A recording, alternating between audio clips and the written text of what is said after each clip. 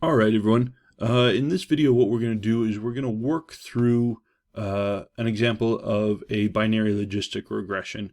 These are going to be the same data that we worked through in class. We're just going to go in to the model just in a little bit more detail. Again, we had posted a screening video working through some screening of these data before we jump into the model that we'll do in this video. So if you haven't looked at that, make sure that you go through and take a look there. The handout that we're going to be working with is our binary logistic regression handout and the binary logistic rev data set that I'll make available for you if you don't have it already. So again, we've already gone through and screened these data, but just as a refresher in terms of the variables that we're working with, what we're wanting to do is see if we can in this model go through and get a reasonable prediction of whether or not individuals that have been convicted of homicide were sentenced to either life sentences or the death sentences. So our outcome variable here, dichotomous sentence to life in prison or sentence to death, 0 being our reference group, death sentence being our criterion here. Our predictors, we have the number of victim impact statements. This is the number of statements of impact of the crime on surviving family members, friends, things along those lines introduced by the prosecution. So this is a count variable. We talked about how that's a little bit problematic, but we'll ignore that for now. We also have a rating of subjective depravity of the crime.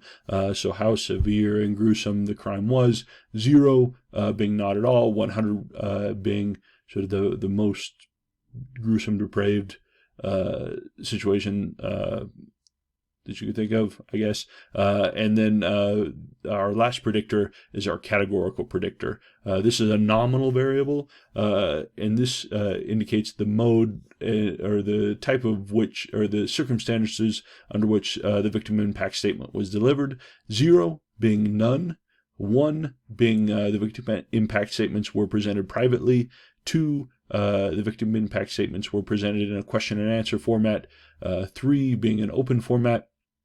So this is our categorical predictor, 4 levels to this, but fortunately SPSS handles this quite well so that we don't have to do too much recoding or things along those lines. So this is, again, the handout that we'll be following. We've gone through, already screened these data.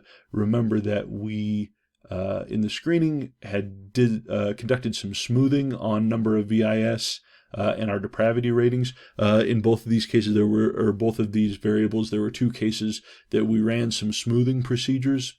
So if you take a look at the data set, we have our original number of victim impact statements and our original depravity score here. What we're going to be working with, and again, we got these in the screener, are our recoded impact statement, number of impact statements that was smoothed and then centered, and then our depravity scores, once again, smoothed and centered here. Okay, so move that out. So again, because we went through and screened this in the previous video, all we need to do now is just take a look at our model. So what I'm going to do is I'm going to go to Analyze. I'm going to go to Regression, and I'm going to go down to Binary Logistic. I'm going to select that. So our dependent variable is our sentencing variable. So we're going to drop that up here. And then in terms of predictors, I'm going to include my centered recoded, or my centered smoothed VIS number of impact statements, my centered smoothed depravity scores here. And then what I'm going to do is I'm going to include my categorical variable for VIS delivery. Remember, this is our nominal variable. We've got 4 different levels to our categorical variable, which normally, if we were doing a standard regression model, we'd have to go through and do some recoding here. But one thing that's nice about the SPSS logistic module is what I can do is I can just go up here and select categorical. So I select that, and here my predictors, I can just say, hey, this VIS delivery, this is a categorical indicator or a categorical variable. So I move that over here. And then the only other thing that I need to make sure of is, because what SPSS is going to do is it's going to do some coding for me. I'm going to leave this as an indicator variable, which means it's going to compare each one of my categories to a reference group. But then what I need to do is make sure that I'm properly specifying the reference group that I want SPSS to use. So if I go through, remember, if I look at my variable, it scored 0, 1, 2, 3, none, private, question and answer, open. Looks like none is probably a good reference group. So we'll get coefficients looking at private versus none, question and answer versus none, open versus none. If I go through and take a look here, however, it looks like my reference category currently by default is the last category, which would set open as my reference category. That doesn't make a lot of sense given these data, so I want to change that around. So what I'm going to do is I'm going to say I want, for my VIS delivery variable, I want the first group to be my reference group. So that's none. I want that to be my reference group. So I'm going to go through and I'm going to hit first. Then I'm going to hit change. And I can see it's gone through and indicated there, so I should be good. So what I've done again is just told SPSS that my VIS delivery, this is a categorical variable. I want it treated as a categorical variable, and I want the first group in that categorical variable to be my reference group. Okay, so I'm going to go through, I'm going to hit continue there. Then save. We don't need to save anything here. We did some of that for the screening. But for options, what I want is I want to get confidence intervals around my odds ratios here. So if I can just do that, SPSS will capture those for me. So I'm going to go hit OK. And then I'm going to hit paste. And if I pull up my syntax statement here, I can go through and run this. All right, and output, here we go. Okay, so going to walk through this output. So again, here's my full model, and so I always want to go through, I think sometimes there's a tendency to rush down and look straight at your coefficients. What we want to do, particularly with these categorical models, is make sure everything is set up correctly first. Okay, so if we go through and we take a look at case processing summary, it looks like we have 123 people in our analyses. That's good. Total number here, everything's looking good there. So we have the same number of people that we thought we had in our set, which makes me happy. Whoops.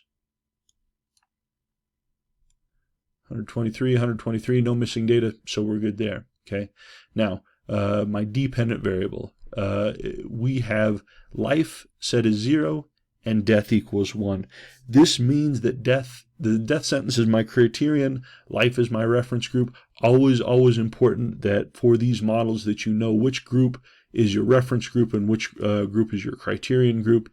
As we go through and we take a look at our odds ratios for this model, because death is the criterion, it's going to give us the odds of death relative to the odds of life as we go through. So very important that you're looking at that, making sure that you have that straight, and that whatever group is SPSS is using as your reference group, want to make sure that that's the one you want it to use.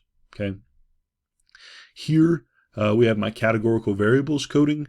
What this is going to do is it's going to make sure that for my categorical variable, my VIS delivery, make sure that it's using the proper reference or the reference group here. So I see that I've got 53 people who gave no VIS statement, and so that's 0, 0, 0. Perfect. So my first category, none. This is going to be my reference group. VIS 1 is going to be private versus none. VIS 2 is going to be Q&A versus none. VIS 3 will be open versus none. Okay, so again, what SPSS is going to do is it's going to automatically give me 3 indicator variables to capture this categorical variable for VIS delivery. We did this in our by hand with our multiple regression models. For our binary logistic, SPSS is going to do it for me. So I'm going to get 3 different indicators here for my test of each one of my delivery modes relative to none at all. So looking at that, that's looking good. Happy there in that no VIS is going to be my reference group.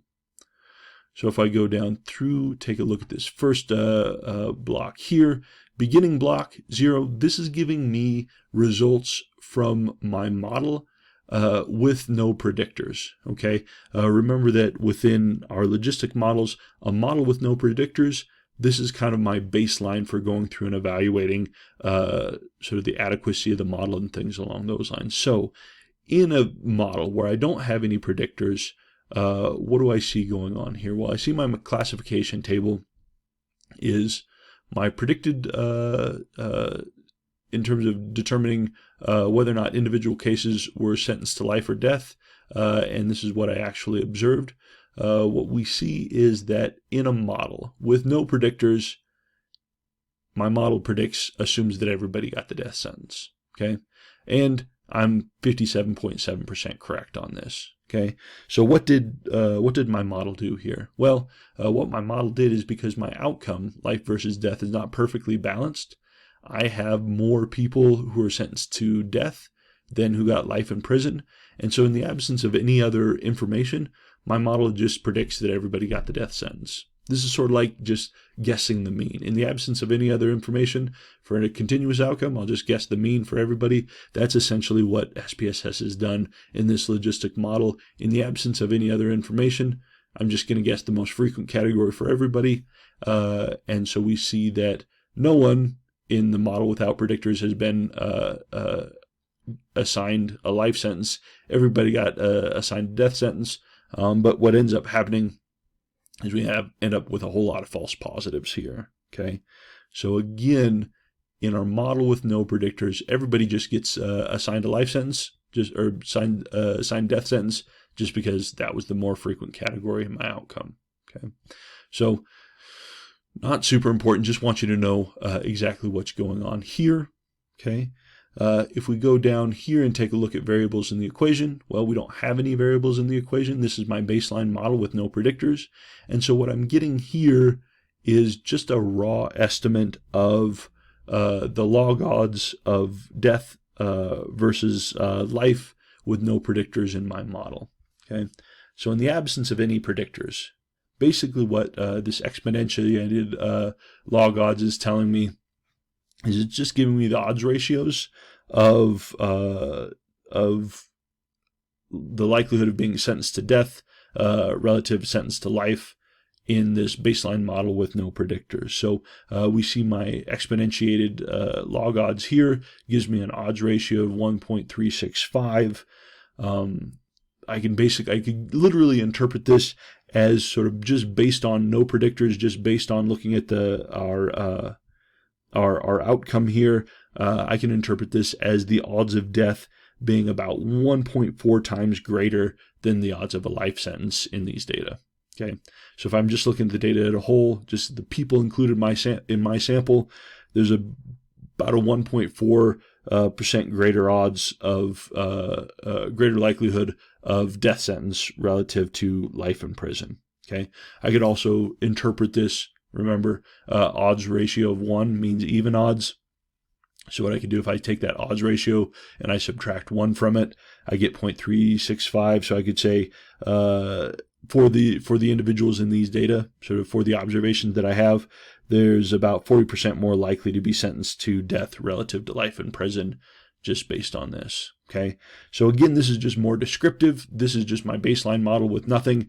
All this is saying is that the likelihood of an individual in my sample being sentenced to death versus sentenced to life in prison is a little bit more likely. Now, sort of this is my constant, is I don't have strong evidence that this is different than 1.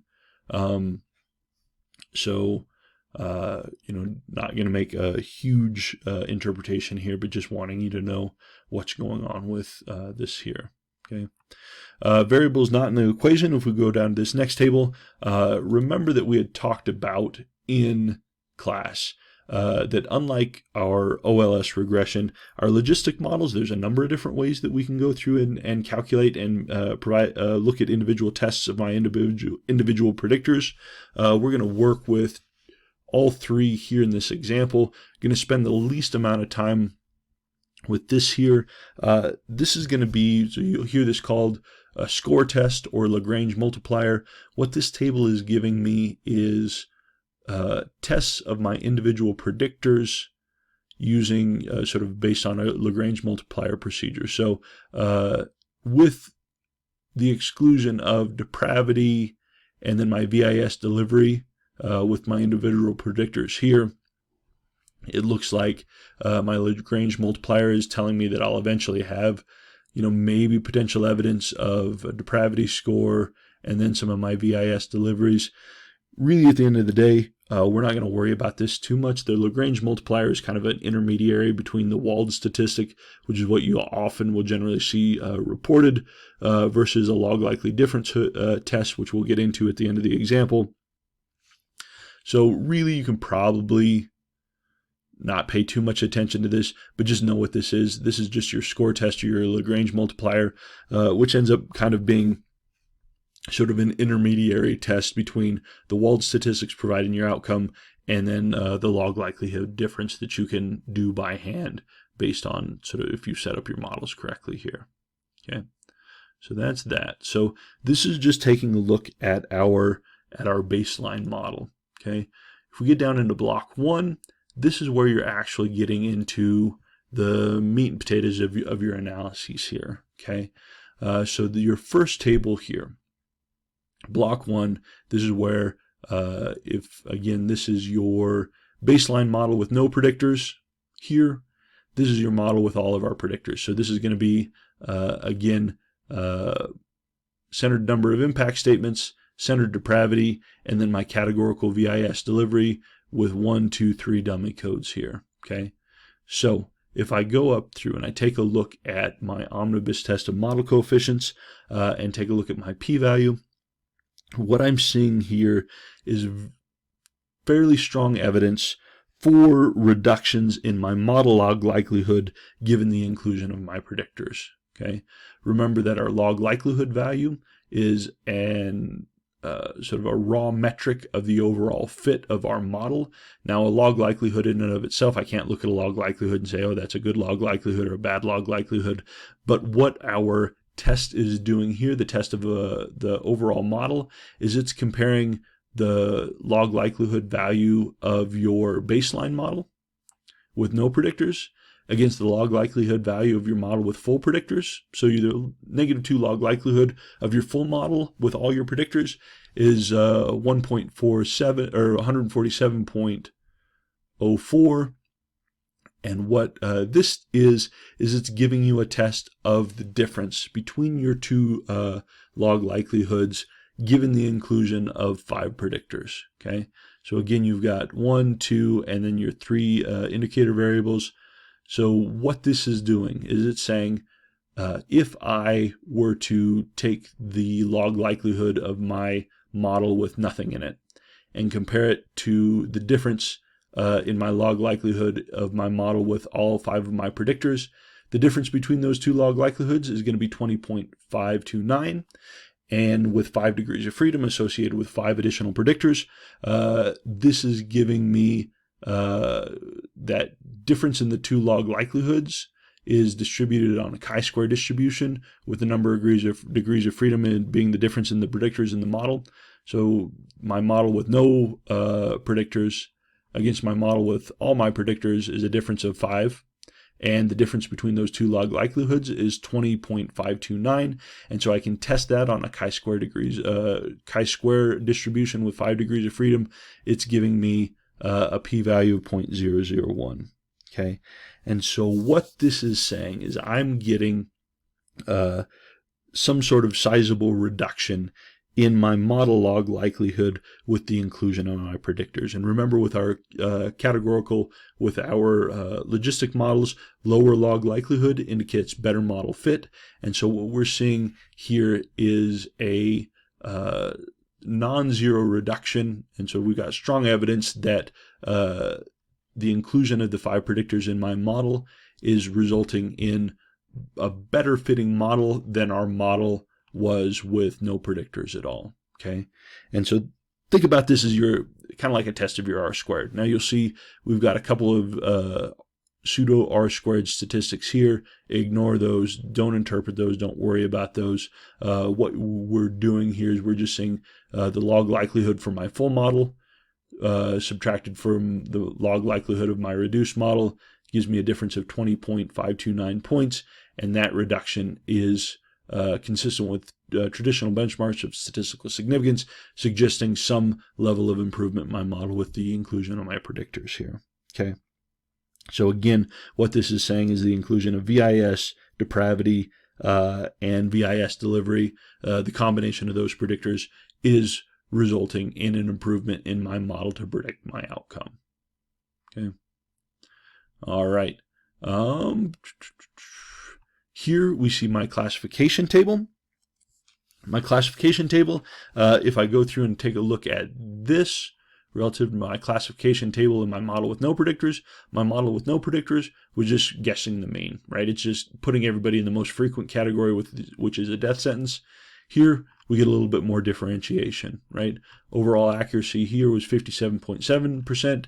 Here, we get 69.1%. So we're getting more accurate with the prediction, with the inclusion of my predictors.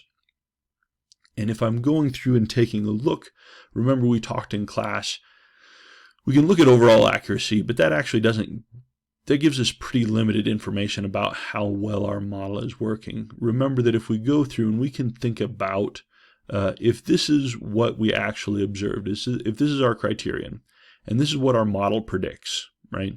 We know that our model isn't going to be perfect. It's going to get some right. It's going to get some wrong. But if we go through and we take a look, we see that for individuals who received life sentences, 29 of those also were predicted as getting life sentences by our model.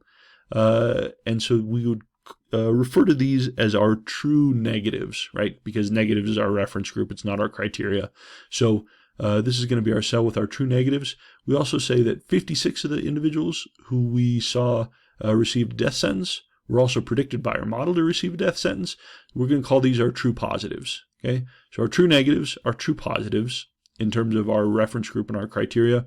But then we have some misses here. Okay, we see that here we have 15 people who were sentenced to death, but our model said that predicted that they would get a life sentence. And so what we were going to refer to these as our false negatives. Okay, these are people who actually received a death sentence. Our model predicted they didn't, and so it's a false negative as predicted by our model. Up here in this corner, what we're going to have is we're going to have our false positives. So these are 23 people who received a life sentence that our model predicted would receive death, and so our model predicted these as positive cases when they were in fact not, so we got our false positives here. So true negative, true positive, false negative here, false positive here. And what we can do, and we'll do this in just a minute, is we can go through and start calculating sensitivity, specificity, things along these lines to give us a little bit better sense of how our model is performing. All right. So want to take a look at our classification table here, and then going down and through and taking a look at our individual predictors in our model. Okay. Again, remember that what our model is really doing is it's predicting a log odds, right? And our log odds range from 0 to infinity, or sort of negative infinity to infinity, is a continuous measure, which is nice in terms of estimating things. Problem is our log odds aren't don't carry a whole lot of meaning. And so what SPSS does for us is, in addition to giving us our log odds here, we also see here our exponentiated function, and this is our odds ratio. Okay, so your log odds, your odds ratio, if you were to want to use this as a linear model, sort of these are coefficients that you would use here. These are just your exponentiated odds ratios that you use for interpretation. Okay, also note that in this table, you're getting your walled statistics. Okay, and your walled statistics are fine. This is what's usually often reported in typical research. The problem with our walled statistic is it's not super precise, and if we have things that start to hit on the edge of sort of interpretation, things aren't super great. They're fine for the most part, and probably what's most oftenly reported Our Lagrange multiplier up here is a little bit better, but if we want to get really precise estimates, what we would go through and we would just calculate the log likelihood difference of the model, log likelihood difference, or the difference in log likelihood of our overall model with and without a certain predictor. Okay, but for right now, we'll just work with our walled test here. And if we see, look at my number of impact statements, I have very little evidence that number of impact statements holds any association with my log odds of my outcome here, right? So not seeing much evidence for a unique effect of the number of impact statements. But if I take a look at my depravity score, I'm seeing a p-value of 0.011, indicating that I have some evidence of a unique effect of depravity rating on the log odds of death sentence versus life in prison. So we have something going on here. And then if we go down through and we take a look at our VIS delivery. Now what SPSS is doing is it's giving you a test of this categorical variable as a whole, which we see here, right? But this is kind of like an omnibus test. It just says that, yeah, VIS delivery is associated with log odds of life versus death, but it doesn't tell you exactly where that effect is happening. So what we do is we can go down through and take a look at our individual, essentially dummies here. Okay, so remember that we've got dummy 1, 2, and 3 for VIS delivery. If we go up, we see that VIS 1 is private versus none. VIS 2 is Q&A versus none. VIS 3 is open versus none. So if we go down through and we take a look, it looks like really what's going on is this first indicator here, looking at for VIS delivery 1. And VIS delivery 1, again, is going to be our private versus not at all. Okay. And so if we go down through, we see that we have evidence for a unique effect of this contrast here with our odds ratios for this indicator, our VIS delivery 1, are private versus not at all, and our odds ratio for depravity scores, and then we've got corresponding confidence intervals here. Okay. So based on this model, it looks like we have evidence for a unique effect of depravity and the contrast of private versus no VIS delivery in terms of determining odds of death sentence versus life. But what we want to do now is start to try and think about what does this actually mean, sort of pull in some meaningful interpretations. Okay, and so if I'm going through, let's start with my indicator variable here, just because that's a little bit easier to think about in terms of my odds ratios. What I see is I have an odds ratio of 0.222. Okay. Now remember, when I'm thinking about odds ratios, odds ratio 1, that means even money, right? Sort of a unit change in my predictor is associated with even odds of my criterion relative to my reference group. When we get odds ratios that are less than 1, it's indicating a decrease in the odds of my criterion versus my reference. If I see odds ratios greater than 1, it's indicating an increase in the odds of my criterion versus my reference. So here, for VIS delivery in private versus not at all, we're seeing an odds ratio of 0.222, suggesting that the delivery of a VIS in private versus not at all is associated with a reduction in the odds of life, in the odds of death versus life in prison.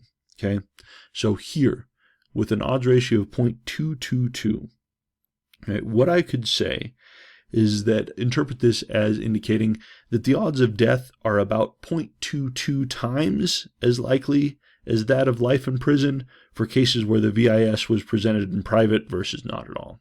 Okay, now 0.22 times as likely is kind of hard to wrap our head around. What I could do is I can take 0.222, I can subtract 1 from that. Okay, so if I take 1 minus 0.222, I get 0.78, right?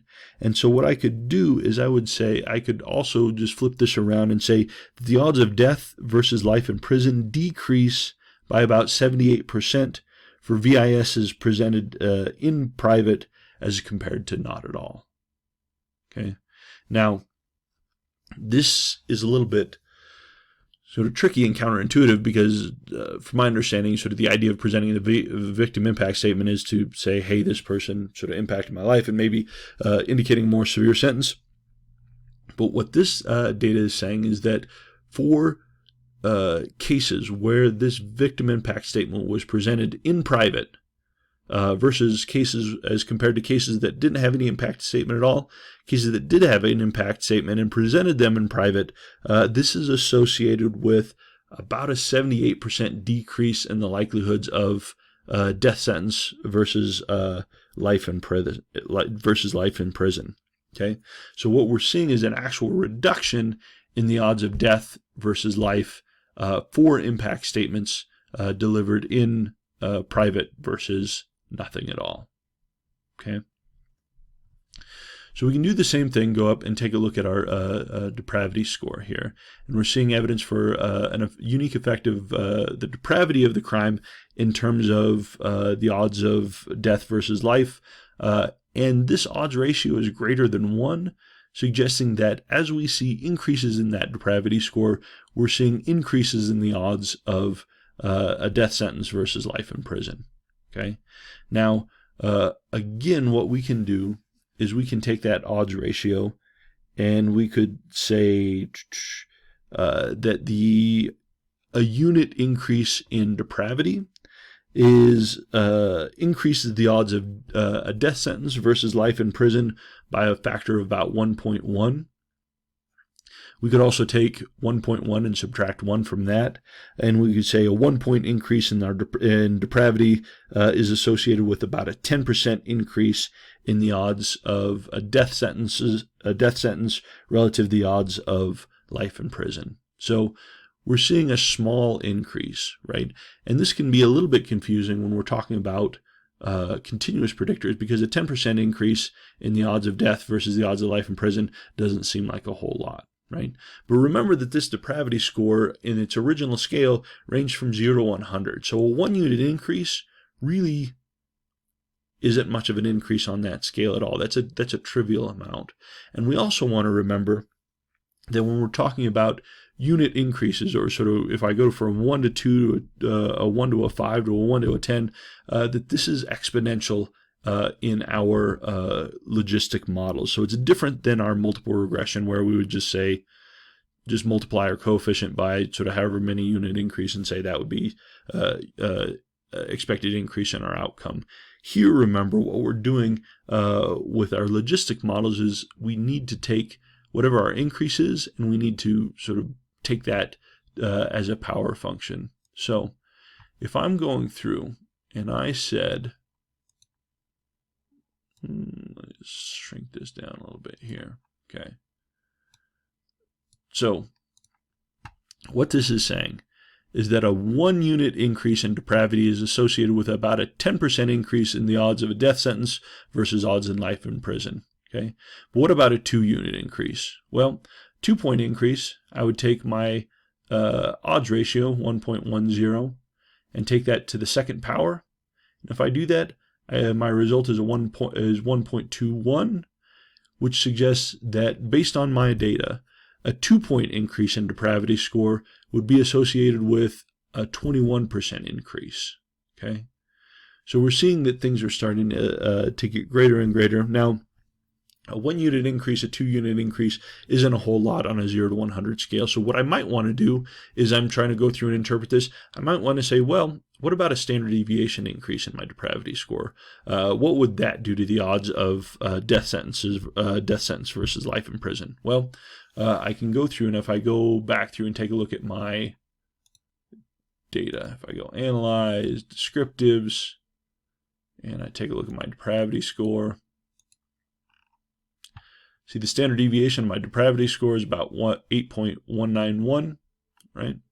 So if I go through and I say, well, what happens if what does a standard deviation unit increase in my depravity score? How does that change the odds of death sentence versus life in prison? Well, I can go through and I can take my odds ratio, and I can take this to 8.19, gives me a value of 2.183, and again, take that, subtract 1, because 1 equals even odds, and what I could say is that a standard deviation unit increase in depravity score, and this is going to represent about 8.19 unit increase. So a standard deviation increase in depravity is associated with about 118% increase in the odds of death versus the odds of life in prison. Okay, and so just wanting to know how these odds ratios are interpreted, and then trying to get some sense of practical meaning. Again, our odds ratios for our continuous predictors, particularly if they're very, very finely measured, can seem pretty trivial. But as soon as I start taking things to powers, that starts to jump up pretty quickly. Okay, so going through making some interpretations here, the other thing I might want to do is come back through and take a look at my outcome or my classification table, see how well my my model is doing in terms of predicting outcomes. And remember that what we can do is we can go through and calculate sensitivity, specificity outcomes here. And so again, I can take the information from my table here and start calculating sensitivity and specificity values for based on my classification. So sensitivity, remember that sensitivity involves of all sort of the positive criterion cases out there, how many do we capture? My specificity, indicating of all the non-cases, how many do we capture? My positive predictive value, that's saying of those cases I identified as positive based on my model, how many of those actually were positive? Negative predictive value, of those cases I identified as non-cases, how much of those actually were? Okay, so we can see here that our sensitivity, specificity, positive predictive value, negative predictive value, different combinations of my cells. So my sensitivity is going to be my true positive, right here, divided by the sum of my true positives and my false negatives here. Okay, so we've got 56 divided by 56 plus 15 gives me a value of 0.789. And this is saying that about 79% of death sentences were captured in my model. So of all the death sentences in my data set, my model captured about accurately predicted about 79% of those. Okay, specificity, same thing. My true negatives divided by my true negative plus my false positive. It gives me a value of 0.558.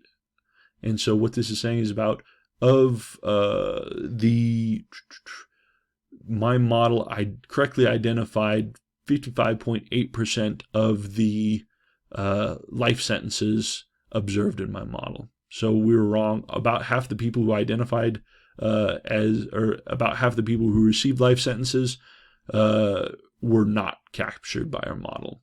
Okay. Our positive predictive value, this is again my true positive, but this time my true positive divided by the sum of my true positive and my false positive. This is saying of the cases identified my model as receiving death sentences, about 70% or 71% of those cases actually were death sentences. Okay, same thing with my negative predictive value, 0.659. Of the cases that my model identified as getting life in prison, about 65.9% of those did actually receive a life in prison sentence. Okay, so just going through and taking a look and thinking about different ways of looking at these data. You can calculate these by hand, or what you can do is put together a handy-dandy calculator like this. Okay, this is a nice way particularly if you're doing this, you don't have to. These are easy to get turned around and confused. So I've set this up to again just be equal to how SPSS is laying this out. So for my test, predicted no, predicted yes. My criterion, what was actually observed, no versus yes. Dropping that in, and then I'm getting my sensitivity and specificity values. Okay, so these data are actually pretty good in terms of sort of predicting our outcome, because our outcome is pretty evenly split. Again, I've got a breakdown of, let me see, yeah. So I've got 52 people who received a life sentence, 71 who received a death sentence. A little unbalanced, but not too bad in terms of being balanced. Things start to get more tricky when we have very, very rare criterion. If the outcome I'm trying to predict is very, very rare, let's say I want to predict the number of people in my sample who have multiple personality disorder. I'm just going to predict that no one has multiple personality disorder. I'm going to be right 99.99999% of the time. It's a pretty easy model to predict. I'm going to miss all the people who are actually criterion, but it's still a pretty good model, right? When we got something that's a little bit more balanced, a little bit easier, if we think about taking a look at our sensitivity and specificity for a classification table with no variables in here, basically remember what this model did is it just predicted that everybody received the death sentence, right? So if I were to go through and calculate my sensitivity in this model would be 100%, which seems pretty good, right? Because of the cases that did receive a death sentence, I captured all of them. My model predicted all of them by just predicting that everybody got a death sentence. So my sensitivity is going to be very good, but my specificity is going to be kind of garbage, right? So we can go through and say, all right, if I, looking at my baseline model, 0, 0, 52, 71, okay? So my sensitivity is 100%, but my specificity is 0, right? And my positive predictive value, 57.7% of the cases that I identified as getting a death sentence actually did, but I can't even calculate negative predicted value here, okay? So setting something up like this is kind of a nice way to streamline this stuff. Just remember that the performance of my model gets increasingly difficult as my outcome starts to get more and more rare, okay? So the last thing that we're going to do, and we're going to work through this in the model. Remember that I said your walled tests are kind of questionable. Walled tests aren't so great in terms of they're more of an approximation than actual precise test. Lagrange multiplier is kind of sort of intermediate, kind of in the middle.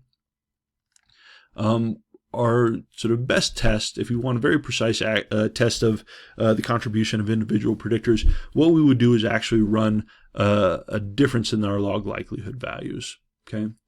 So I'll just pull this in and use our sheet here.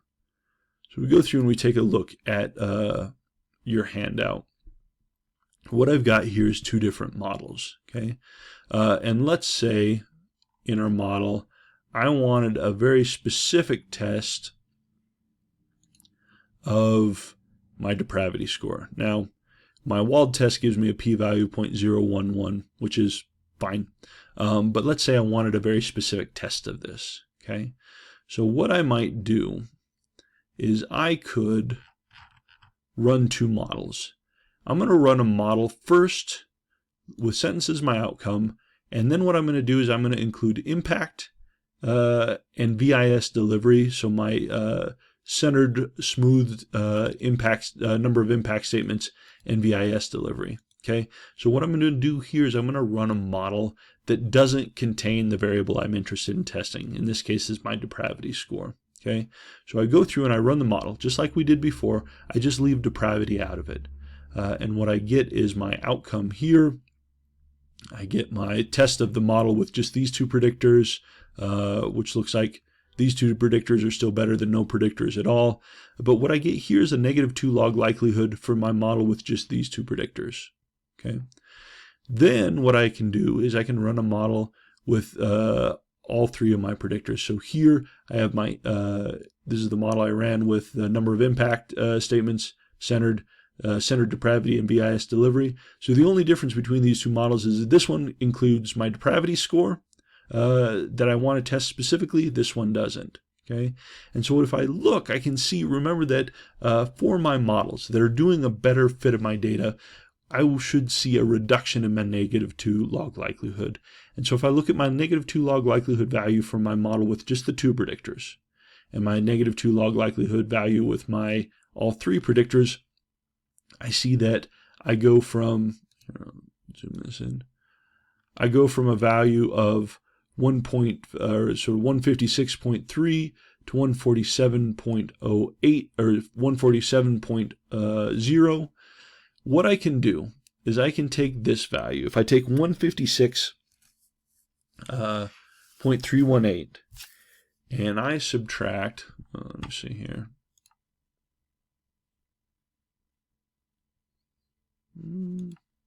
All right.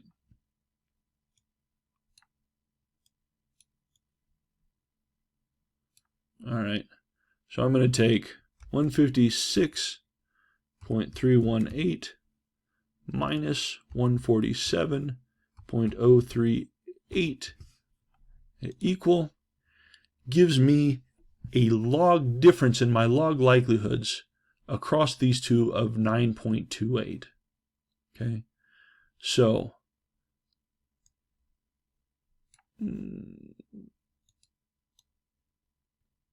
all right, so the reduction in my log likelihood value, so my reduction in my model fit across my full model with depravity and my reduced model without depravity is a difference of 9.28 in terms of my model log likelihood. Okay, but remember that the difference in my log likelihood is distributed on a chi-square